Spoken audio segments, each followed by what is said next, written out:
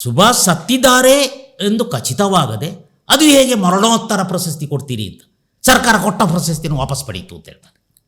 ಇದು ಭರತರತ್ನ ಸುಭಾಷ್ಗೆ ಹೋಗಲಿಲ್ಲ, ಘೋಷಣೆ ಮಾಡಿ ವಾಪಸ್ ತಗೊಂಡ್ರು. ಸತ್ತಿದ್ದಾರೆ ಅಂತ ಹೇಳೋದನ್ನು ಪ್ರೂವ್ ಮಾಡಿ ಮೊದಲು. ಅವನು ಹೇಳ್ತಾನೆ, ನಾನು ರಷ್ಯಾದಲ್ಲಿ ತಲೆಮರೆಸಿಕೊಂಡಿದ್ದೆ, ಅಲ್ಲಿಂದ ನನಗೆ ಆಧ್ಯಾತ್ಮ ಮತ್ತು ಯೋಧ ಒಂದು ನಾಣ್ಯದ ಎರಡು ಮುಖದಂತೆ. ನಾನು ಆಧ್ಯಾತ್ಮಕ್ಕೆ ಹೊರಳಿದೆ. ನಾನು ಗುಮ್ನಾಮಿ ಬಾಬಾ ಹೆಸರಿನಲ್ಲಿ ಫೈಜಾಬಾದಿನಲ್ಲಿ ರಾಮಭವನದಲ್ಲಿ ಕಾಲ ಕಳೆದೆ. 1985ರಲ್ಲಿ ನಾನು ಮೃತಪಟ್ಟೆ. ಇವರೆಲ್ಲ ಆಟವನ್ನು ನೋಡಿಕೊಂಡು ಮೃತಪಟ್ಟೆ. ವಲ್ಲಭಾಯ್ ಪಟೇಲ್ ಹೇಳ್ತಾರೆ, ನಾನು ಅವರನ್ನು ಸ್ವತಃ ಭೇಟಿಯಾಗಿದ್ದೆ.